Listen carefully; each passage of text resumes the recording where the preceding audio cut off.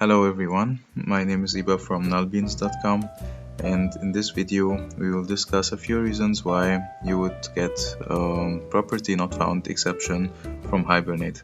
So let's get started. Now, the first reason and the most obvious one is that the property doesn't exist at all. So for example, you're creating this new table and this new database model, but you forgot to add the property in your Hibernate model. So in this case, you have to go ahead and add it to your class. The second reason why you might get this exception is because of a typo.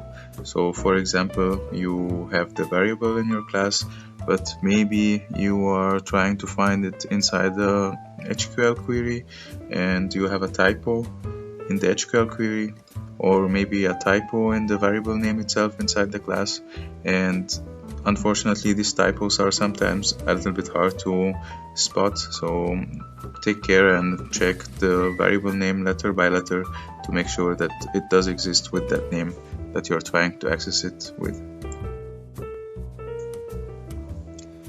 Now, when you get a property not found exception, it doesn't always necessarily mean that the property doesn't exist at all, but it could also be that you are missing a getter or a setter in the model, which Hibernate is trying to find, but it cannot find. In Hibernate and in JPA, you have to be really careful with getters and setters. So, for example, when you're writing the name of the method of the getter or the setter, you have to respect the Java naming conventions. For example, if you say get zip code, then the get will have to be all in small characters, and then zip code will have to start with a capital letter Z, and then the rest of the word will be written the same as it is defined in the class.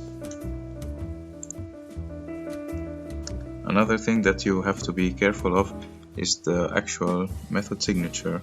So, for example, if you say set zip code, or you're trying to write the setter of the zip code variable, then you have to make sure that the setter is a standard POSIX setter, which means that it will have a void return type and also will have one argument which is the same type as the variable, the class variable that you're trying to set.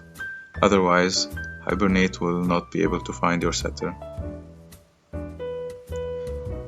When working with Hibernate models or JPA model classes, it pays off big time to be extra careful with the variable names, with the method signatures, with the method names, because these things they are error prone, and if you make a mistake there, it might take you or one of your teammates a lot of time to troubleshoot.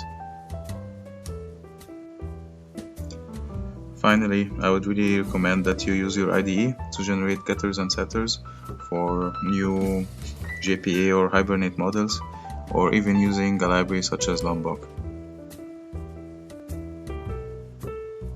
If you made it this far into the video, I'd like to thank you very much for watching, and please hit the subscribe button and give us a like if you liked that video. Thank you very much, and see you next time.